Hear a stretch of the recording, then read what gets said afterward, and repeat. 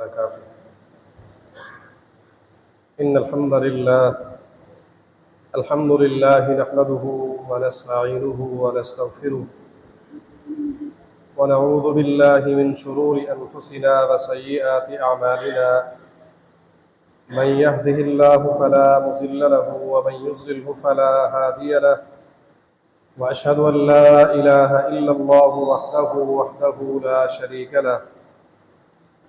وأشهد أن محمدًا عبده ورسوله.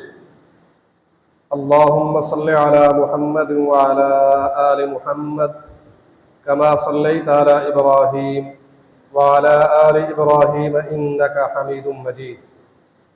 اللهم بارك على محمد وعلى آل محمد كما باركت على إبراهيم وعلى آل إبراهيم إنك حميد مجيد.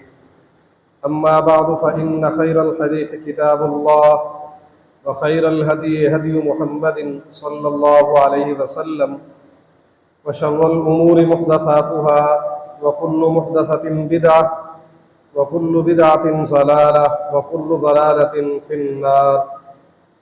أعوذ بالله السميع العليم من الشيطان الرجيم. ادفع بالتي هي أحسن فإذا الذي بينك وبينه عداوة كأنه ولي حميم. رب اشرح لي صدري ويسر لي أمري واحلل عقدة من لساني يفقهوا قولي. رب زدني علما رب زدني علما.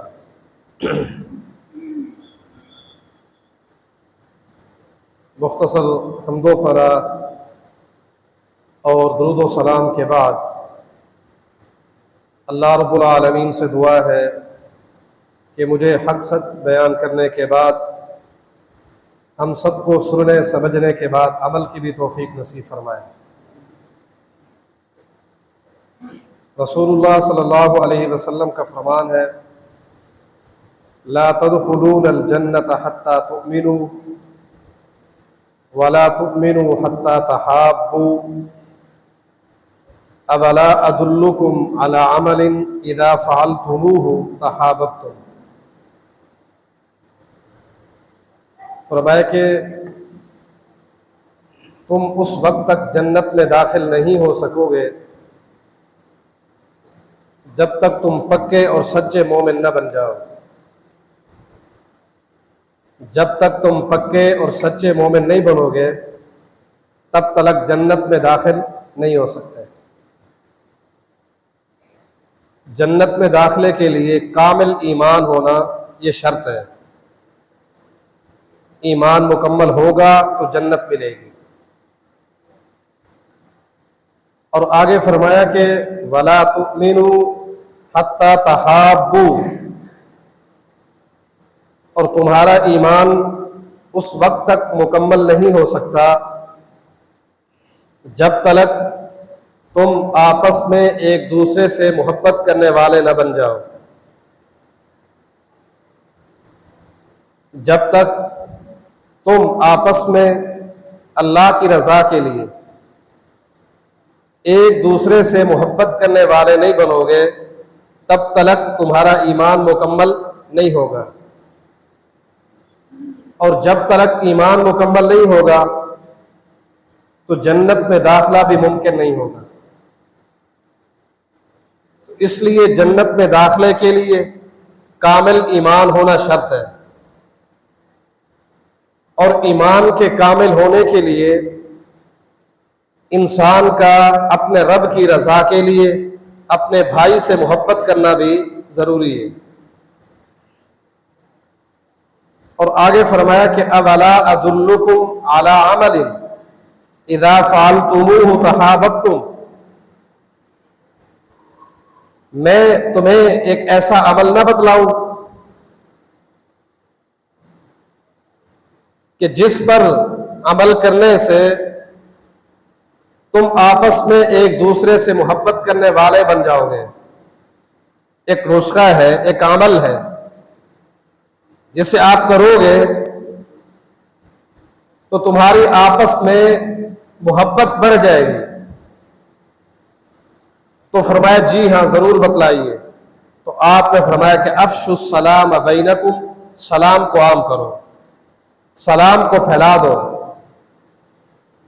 گھروں میں داخل ہوں سلام کرو، مسجد میں داخل ہوں، راستے میں ہوں، جہاں بھی ہوں، آپ کے سامنے آپ کا کوئی مسلمان بھائی آ جائے آپ اس کو سلام کریں۔ کوئی غیر مسلم ہے وہ ایک علیحدہ بات ہے، غیر مسلم یہود و نصارہ کو سلام نہیں کرنا، باقی کوئی بھی آپ کے سامنے آپ کا مسلمان بھائی آتا ہے، آپ کی ذمہ داری ہے آپ اس کو سلام کریں، اور سامنے والے کی ذمہ داری کیا ہے؟ وہ سلام کا جواب دے۔ بہرحال نبی علیہ الصلوۃ والسلام نے فرمایا کہ جنت میں داخلہ ایمان کے بغیر ممکن نہیں ہے، اور ایمان کا مکمل ہونا وہ بھی اس وقت تک مکمل نہیں جب تک تم آپس میں ایک دوسرے سے اللہ کی رضا کے لیے محبت کرنے والے نہیں بنو گے، ایک دوسرے سے اللہ کی رضا کے لیے محبت نہیں کرو گے، ایمان مکمل نہیں ہوگا۔ تو یاد رکھو محبت عموماً دو طرح کی ہوتی ہے، ایک ہوتی ہے جو بندے کے اختیار میں ہوتی ہے، بندے کے اختیار میں ہوتی ہے، اور دوسری وہ جو انسان کی فطرت میں داخل ہوتی ہے۔ جو محبت انسان کی فطرت میں داخل ہے وہ کیا ہے؟ مثلا انسان اپنے ماں باپ سے محبت کرتا ہے، کوئی شخص دعویٰ کرے میں اپنی اولاد سے محبت کرتا ہوں تو یہ بڑی بات ہے، ماں باپ سے محبت کرنا، اپنی اولاد سے محبت کرنا، بہن بھائیوں سے محبت کرنا، یہ کوئی بڑی بات تو نہیں، یہ تو رشتہ داری ہے، یہ تو ہر ایک کرتا ہے، حتیٰ کہ یہ محبت تو جانور بھی ایک دوسرے سے کرتے ہیں، یہ جانور بھی ان کے دلوں میں اللہ نے محبت رکھ دی ہے کہ وہ اپنی اولاد سے محبت کرتے ہیں، اور آپ نے دیکھا بھی ہوگا ایک جانور بھی اپنی اولاد سے محبت کرتا ہے۔ تو یہ جو فطری محبت ہے اس کے متعلق اگر کوئی شخص دعویٰ کرے تو یہ کوئی اس کا کمال نہیں ہے، اپنی اولاد سے، رشتہ داروں سے، بہن بھائیوں سے محبت کوئی بڑی بات نہیں۔ ہاں بڑی بات یہ ہے کہ وہ محبت جو اس کے ذاتی یا نسبی طور پر اس سے تعلق نہیں رکھتی، وہ کسی غیر سے محبت کرتا ہے، غیر کو گلے لگاتا ہے، اپنے غیر کے ساتھ، اپنے دشمن کے ساتھ، یا جس کے ساتھ دور دراز کا بھی تعلق نہ ہو اس کے ساتھ محبت قائم کرتا ہے، تو اسی کے متعلق نبی علیہ الصلوۃ والسلام نے فرمایا کہ اوثق اور الایمان الموالات فی اللہ والموادات فی اللہ، ایمان کی جو شاخیں ہیں، ایمان کی جو زنجیریں ہیں، ایمان کی جو بنیادیں ہیں، ایمان کی بنیادیں، زنجیریں، ان میں سے سب سے مضبوط ترین جو زنجیر ہے، اس کی جو بنیاد ہے وہ کیا ہے؟ الموالات فی اللہ والموادات فی اللہ، کہ کسی سے محبت کرو تو اللہ کی رضا کے لیے، اور اگر کسی سے ناراضگی ہو تو وہ بھی اللہ کی رضا کے لیے۔ آپ نے کسی سے کوئی رشتہ قائم کیا تو اس کی بنیاد کیا ہو؟ اللہ کی رضا، اور اگر آپ نے کسی سے تعلق چھوڑ دیا ہے، اسے توڑ دیا ہے، اس سے دور ہو گئے، نفرت ہو گئی، دشمنی ہو گئی، اس کی بنیاد بھی کیا ہو؟ اللہ کی رضا ہو، اللہ کی رضا ہو۔ اللہ کی رضا کے لیے کسی سے محبت کرنا اور اسی طرح اللہ کی رضا کے لیے کسی کو چھوڑ دینا، یہ ایمان کی مضبوط ترین شاخ، مضبوط ترین زنجیر ہے۔ نبی علیہ الصلوۃ والسلام فرماتے ہیں کہ کل قیامت کے دن ایسے لوگوں کے متعلق اللہ تعالیٰ فرمائے گا کہ این المتحابون بجلالی، وہ لوگ کہاں ہیں جو میری رضا کے لیے، میری وجہ سے، میری مخلوق سے محبت کرتے تھے، میرے بندوں سے محبت کرتے تھے میری رضا کے لیے، وہ کہاں ہیں؟ جب وہ لوگ کھڑے ہوں گے ان کو انعام کیا ملے گا، ان کا گفٹ، ان کا تحفہ کیا ہوگا؟ فرمائے گا اللہ تعالیٰ الیوم اظلہم فی ظلی، آج محشر کے اس دن میں جب کوئی بھی سایہ نہیں ہے، کوئی سایہ نہیں، میں ایسے لوگوں کو جو میرے بندوں سے میری رضا کے لیے محبت کرتے تھے، الیوم اظلہم فی ظلی، آج میں انہیں اپنے عرش کا سایہ نصیب کر دوں گا۔ میری مخلوق سے، میرے بندوں سے میری رضا کے لیے محبت کرتے تھے، آج میں انہیں عرش کا سایہ نصیب کر دوں گا۔ عرش کا سایہ ملے گا، اللہ اپنے عرش کا سایہ عطا کرے گا ان لوگوں کو جو اللہ کی رضا کے لیے اس کی مخلوق سے محبت کرتے تھے۔ ایک روایت کے مطابق نبی علیہ الصلوۃ والسلام فرماتے ہیں کہ قیامت کے دن کچھ لوگ ایسے بھی آئیں گے، قیامت کے دن اللہ کی عدالت میں کچھ لوگ ایسے آئیں گے کہ لیسوا بانبیاء ولا ہم بشہداء، نہ وہ نبی ہوں گے اور نہ ہی وہ شہید ہوں گے، نہ نبوت کے درجے پر اور نہ ہی شہادت کے درجے پر، نہ نبی ہے اور نہ ہی شہید ہے، لیکن اللہ ان کو اتنا مقام عطا کرے گا، اتنا اعلیٰ، اتنا بلند مقام عطا کرے گا کہ یغبطہم الانبیاء والشہداء یوم القیامہ، انبیاء بھی اور شہداء بھی ان کے پروٹوکول کو دیکھ کر رشک کریں گے۔ کون ہے یہ لوگ؟ یہ کون ہے جن پر اللہ کے نبی بھی شہداء بھی رشک کریں گے؟ کون ہے یہ لوگ؟ یہ وہ لوگ ہیں فرمایا جو اللہ کی رضا کے لیے اس کی مخلوق سے محبت کرنے والے ہوں۔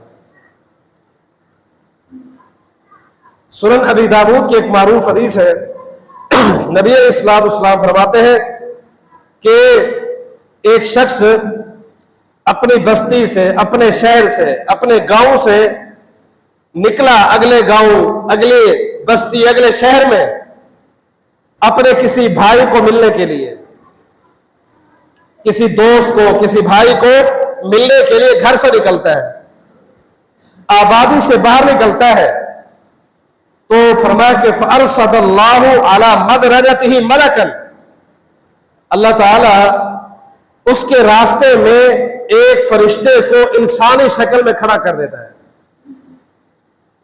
انسانی شکل میں ایک فرشتہ اللہ کھڑا کر دیتا ہے، ملاقات ہو جاتی ہے، سلام دعا کے بعد وہ فرشتہ پوچھتا ہے اَيْنَ تُرِيدُ، خیریت تو ہے، کہاں جا رہے ہو؟ کہاں کا ارادہ ہے؟ کہاں جا رہے ہو؟ تو جواب دیتا ہے کہ اريد اخلی فی قریۃ، اگلی بستی میں میرا ایک دوست ہے، بھائی ہے، اسے ملنے جا رہا ہوں۔ کیوں خیریت؟ الک نعمت تربھا علیک، خیریت تو ہے، مقصد کیا ہے، وجہ کیا ہے؟ کوئی کام ہے، کوئی دنیاوی مقاصد ہے، کوئی لین دین ہے، وجہ کیا ہے؟ آخر ملنے جا رہے ہو، کوئی وجہ تو ہوگی، کوئی کام تو ہوگا۔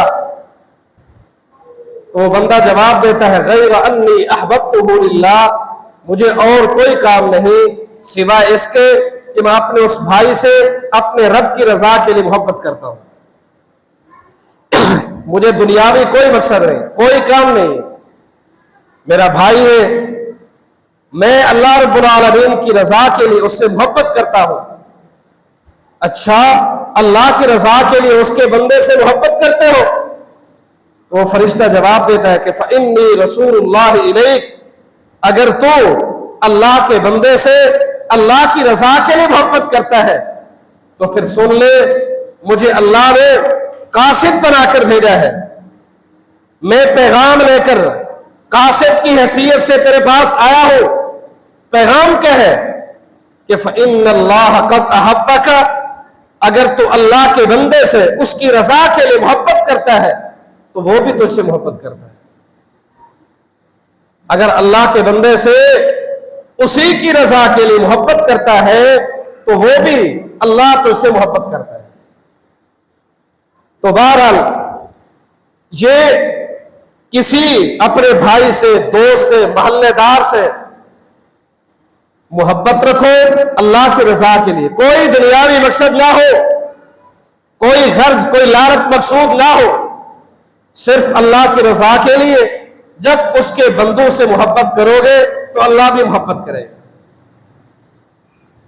ہمارے یہاں بعض لوگ ایسے ہیں جو خام خواہ ایسی ایسی باتیں کرتے ہیں، اور بالخصوص اصحاب رسول کے بارے میں، صحابہ کرام کے بارے میں، ان کا آپس میں یہ معاملہ تھا، یہ دشمنی تھی، یہ معاملہ تھا، یہ تھا، وہ تھا، حالانکہ یہ احادیث انہوں نے بھی پڑھی ہوئی تھی، یہ احادیث انہوں نے بھی پڑھ رکھی تھی، اور سب سے پہلے اس امت میں قرآن اور حدیث پر عمل کرنے والے وہی لوگ تھے۔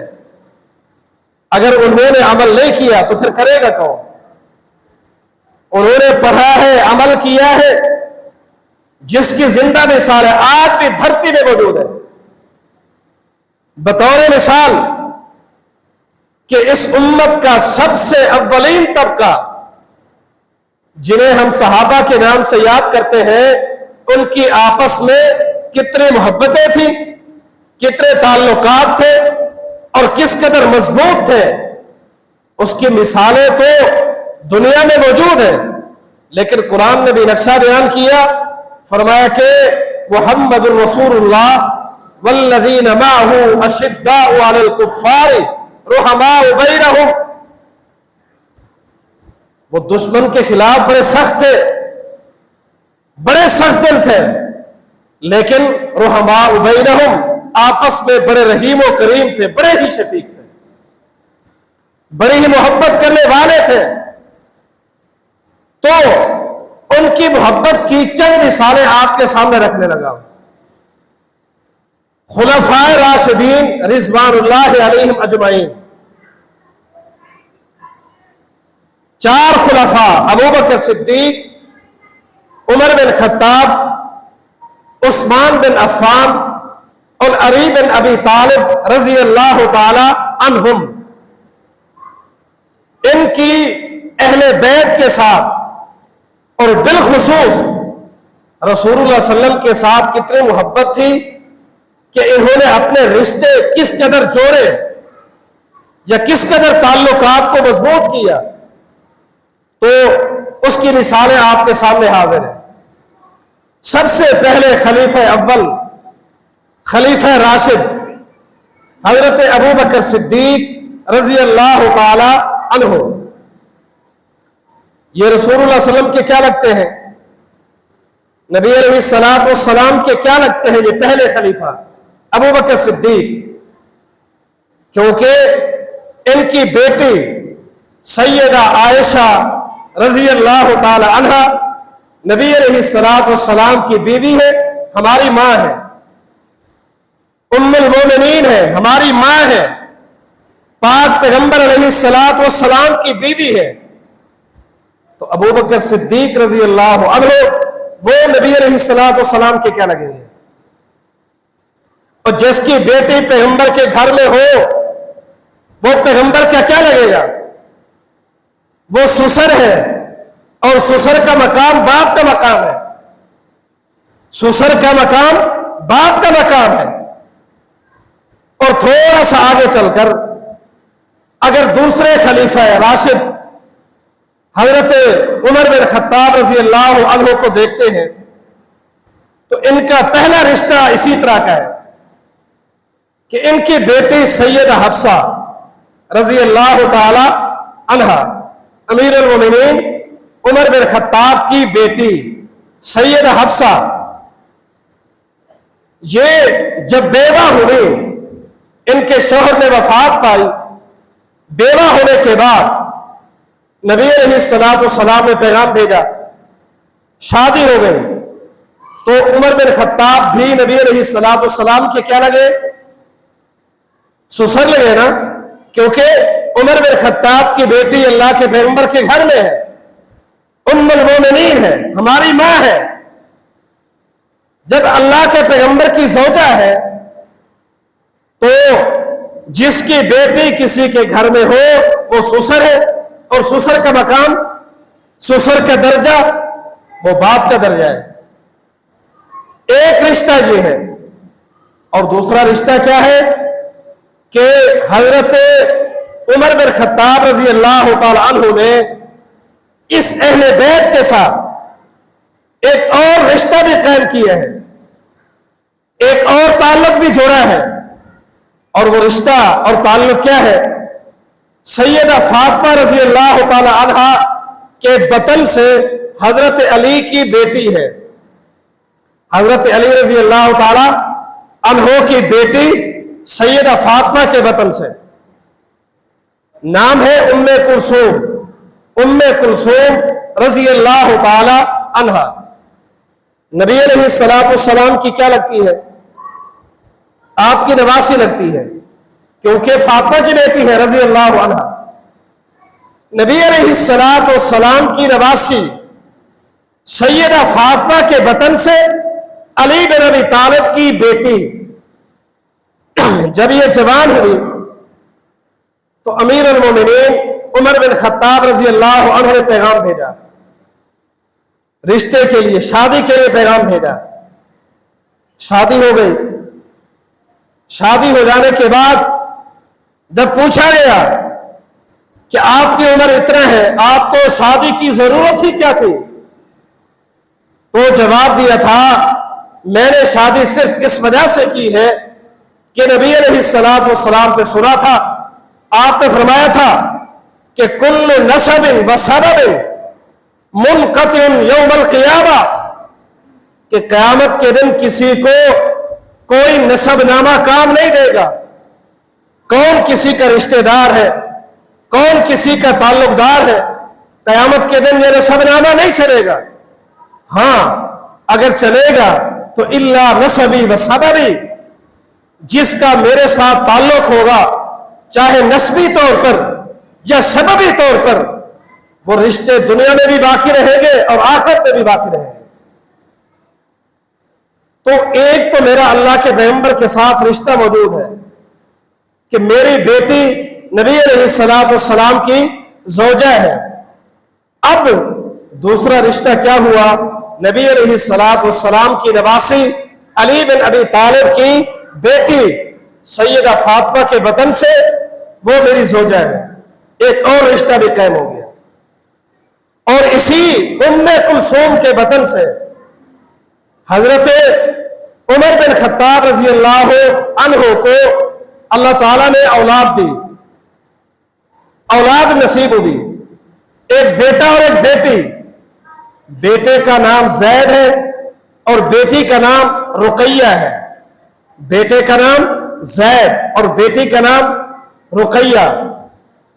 یہ حضرت زید عمر بن خطاب کے بیٹے، تقریباً کوئی 20 سال کی عمر تھی، 20 سال کے لگ بھگ ان کی عمر ہے۔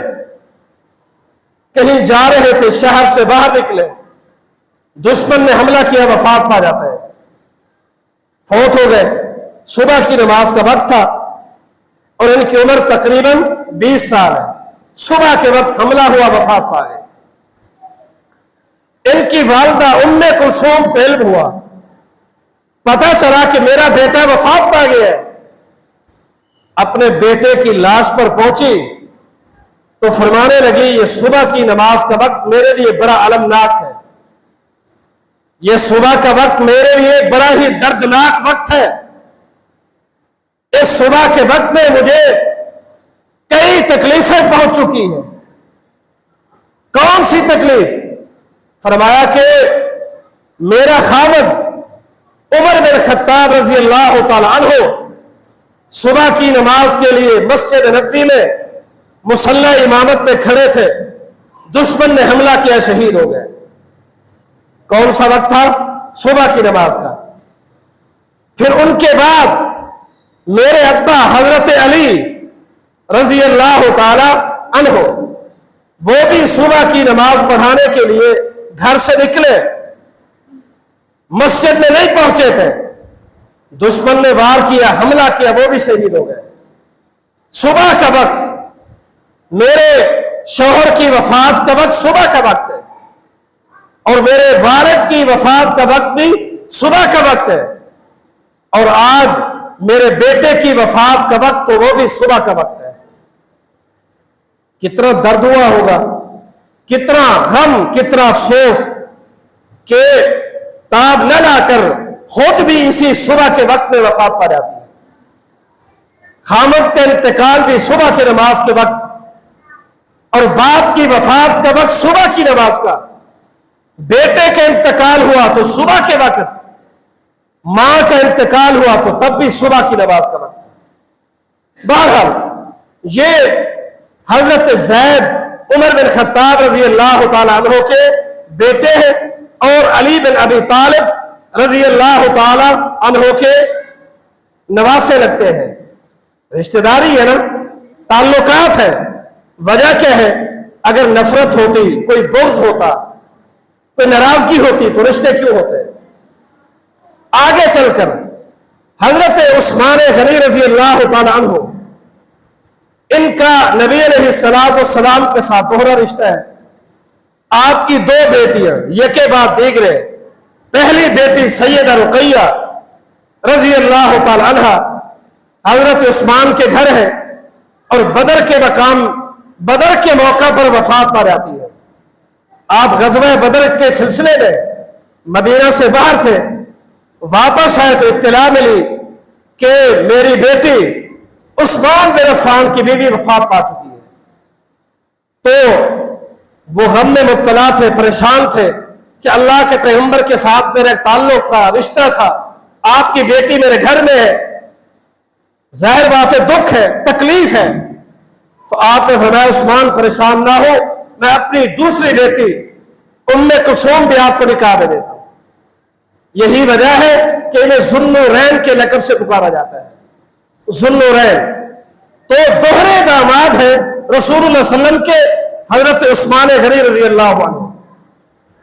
اسی طرح حضرت علی رضی اللہ تعالیٰ عنہ، اولاً تو یہ نسبی رشتہ دار ہے، خونی رشتہ ہے نبی علیہ السلام کے ساتھ۔ خونی رشتے کے ساتھ ساتھ یہ نبی علیہ السلام کے داماد بھی لگتے ہیں کہ ان کے گھر نبی علیہ السلام کی بیٹی سیدہ فاطمہ ہے۔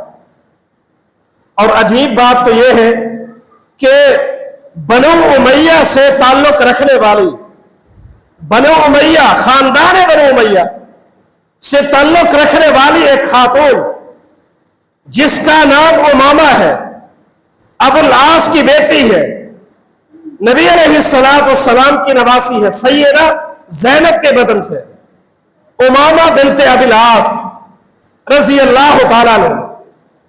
سیدہ فاطمہ رضی اللہ تعالیٰ عنہ جب ان کا آخری وقت تھا، حضرت علی کو وصیت کرتے ہوئے کہا، مجھے معلوم ہے کہ میرے دنیا سے چلے جانے کے بعد آپ دوسری شادی کریں گے اور کریں گے، تو میری وصیت یہ ہے، میرا مشورہ یہ ہے کہ میری بہن سیدہ زینب کی بیٹی امامہ سے نکاح کر لینا۔ تو حضرت علی نے شادی کی تھی امامہ بنت ابی العاص سے، یہ علوی خاندان ہے اور اس کا تعلق بنو امیہ سے۔ کہاں نفرت تھی، کہاں بغض تھا، کہاں اختلاف تھا؟ اگر اختلافات ہوتے، نفرت ہوتی تو کبھی آپس میں ان کے رشتے قائم ہی نہ ہوتے۔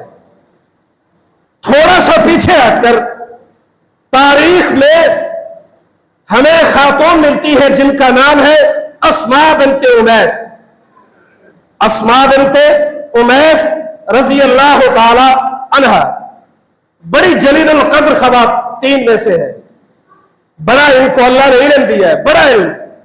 کتنا علم تھا کہ عمر بن خطاب نے جو خواب دیکھا تھا، میں سویا ہوں اور ایک مرغا میرے ماتھے پہ مستقل ٹھونگے مارتا ہے، انہوں نے ہی تعبیر بتلائی تھی اسماء بنت امیس نے کہ عمر بن خطاب کو کہہ دو تمہاری وفات کا، تمہاری شہادت کا وقت قریب آ چکا ہے۔ یہ وہ خاتون ہے، سب سے پہلے اس عورت سے شادی کرنے والے حضرت جعفر طیار ہیں رضی اللہ تعالی عنہ۔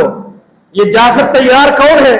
حضرت علی کے بھائی ہیں، حضرت علی کے بھائی ہیں۔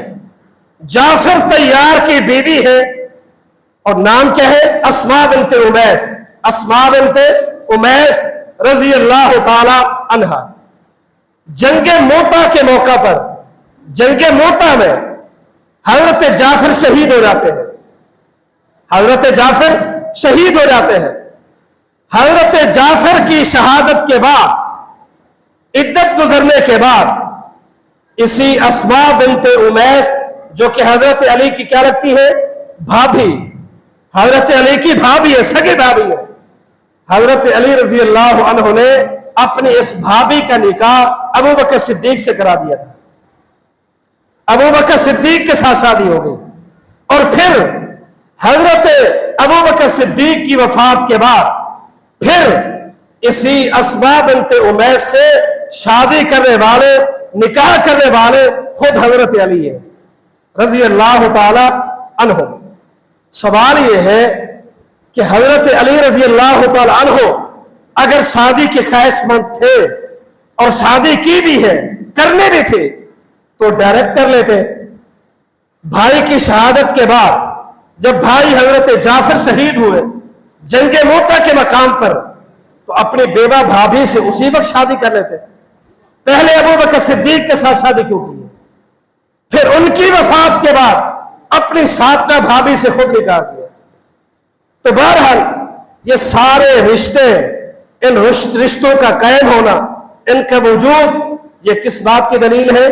کہ یہ لوگ آپس میں ایک دوسرے سے اللہ کی رضا کے محبت کرنے والے تھے۔ یہی آج کے اس خطبے کا مختصر سبق ہے۔ اللہ رب العالمین سے دعا ہے کہ یہ محبتیں اللہ تعالی ہمیں بھی اپنے درمیان قائم کرنے کی توفیق نصیب فرمائے۔ اقول قولی ھذا وما علی الا البلاغ۔